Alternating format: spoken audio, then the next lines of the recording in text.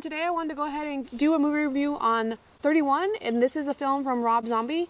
I was very impressed by this film. Initially, I didn't go into it expecting very much because I, like other people, have watched Rob Zombie movies and kind of been a little let down because it follows a certain formula.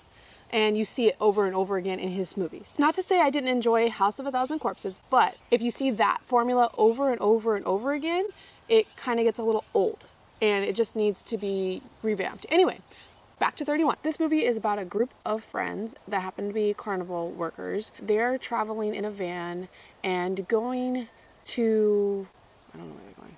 Anyway, they're traveling in a van and they get kidnapped by a group of people and put into this abandoned warehouse called Murder World. And in this place, they have to survive for 12 hours. And they have to fight against lots of different clowns. It's almost like they're progressing through a video game, going through different levels. Each, I don't want to call him bad guy, but each bad guy or villain or maniac that they come across, it gets increasingly more difficult to defeat.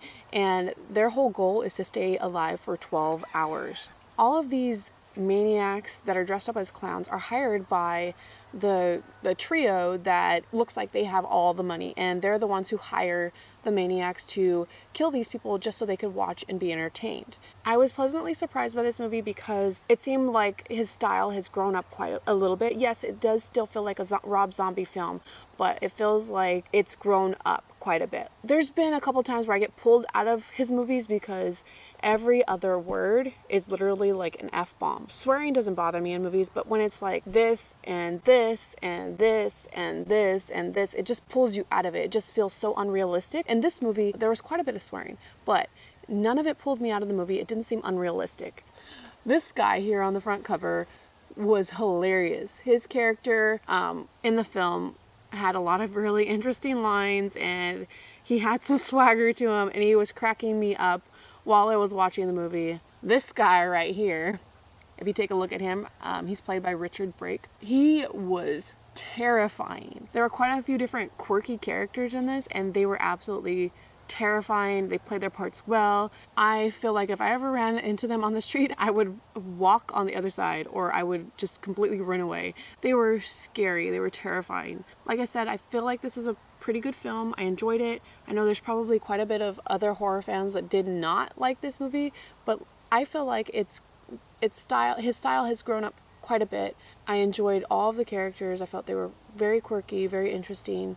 Looking at this cover, there was only like one set of maniacs that I didn't quite enjoy, and it was the two guys, and that's because I didn't like some of the things they were saying. But I mean, it's a horror movie, so it's there.